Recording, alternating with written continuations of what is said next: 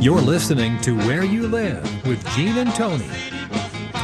Welcome back to Where You Live with Gene and Tony. We're broadcasting live from the Concierge Landscape Studios, and we're brought to you by Extreme Exteriors. Right now, it's time for a message from the Minnesota Multi-Housing Association. This MHA Minute is brought to you by Pest Control Services. When you need an exterminator, you want someone reliable. Give Greg Keener a call at Pest Control Services, 952-894-9748. I always use Greg. He's a proud member of Angie's List and a member of the Minnesota Multi-Housing Association. That's Pest Control Services, 952-894-9748. And tell Greg that Gene and Tony sent you. If you're renting out a property for the first time, there's a lot you need to know so that you can do it successfully and, frankly, keep yourself out of trouble. Luckily, there's a statewide resource with all the tools you need to run your new business successfully. In fact, the Minnesota Multi-Housing Association regularly holds a seminar called Accidental Landlord, specifically designed for people who are renting out a property for the first time.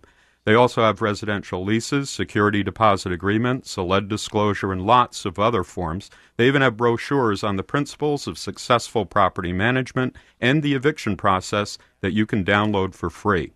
So if you want to know more about the Accidental Landlord Seminar or other classes about owning, managing, or maintaining anything from a single unit to a growing apartment portfolio, visit the Minnesota Multi-Housing Association's website, mmha.com. That's two M's, mmha.com.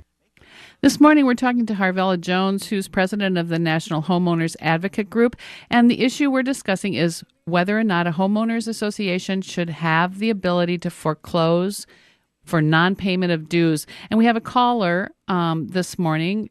He has a comment. He says, uncommon ownership for Harvella. Good morning, Rick. Oh, Rick's calling, and good morning, Rick. You're on Where You Live with Gene and Tony. Oops. Sounds like we lost Rick. All right. And our producer's losing his hair right now. Yeah, but Rick called. Harvella, are you on? Yes. Oh, okay. Rick, sorry. We pushed the wrong button, I think. Yes.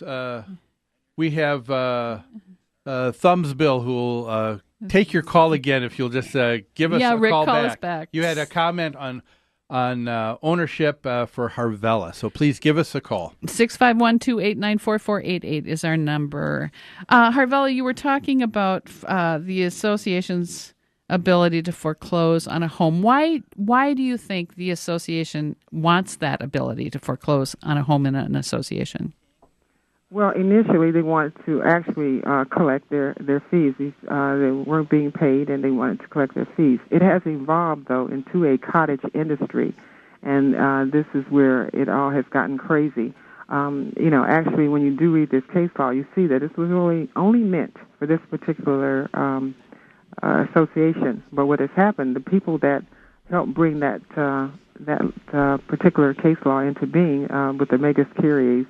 Well, that would again be your I know that would be your interpretation, but it seems like the interpretation of many in states and in the judiciaries in every state with and in homeowners associations. And homeowner associations would agree with that. But the question again, you don't mind that an HOA collects dues to be able to supply the services it is promised and obligated to perform for all the homeowners, are you?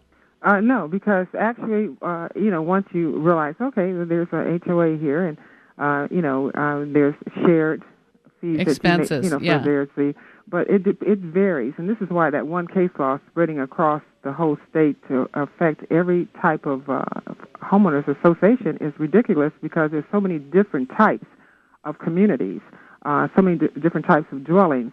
Some don't have that many amenities. Some don't have any. We do pay county and city tax. Sure, our property tax taxes. Take care of our roads. Our city tax take care of our lights. So a lot of the amenities that they talk about are not uniform throughout the state. Well, do you think that that's a precursor for being able to charge money? It depends on the amenities, because in a single-family detached homes, you mentioned $120 a year.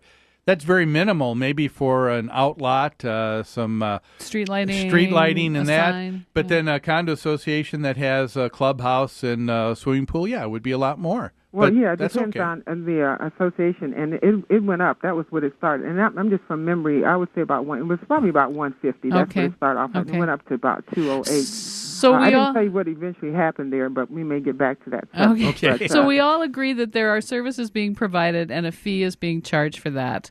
And in my mind, the reason the Homeowners Association needs that ability to foreclose is because if someone's not paying those monthly fees, that means everybody else has to cover for them. Correct? The association cannot withhold services. That's not correct, and you're talking from a condo mentality because. Oh well, no, condos, I'm talking. I have experience with all kinds of homeowners associations. Okay, because condos, and I still don't think that a condo should have that ability, but condos do have shared amenities with electricity and different things like that. Okay. So they shouldn't be able to foreclose because, see, what foreclosure does, you just look around your community and look at the bank foreclosures, what it looks like when a... Harvella, excuse me, we've got to take a hard break. We've got a lot more with Harvella about the ability of an HOA to foreclose on its members for non-payment. But we've got to take a break right now. Please stay on.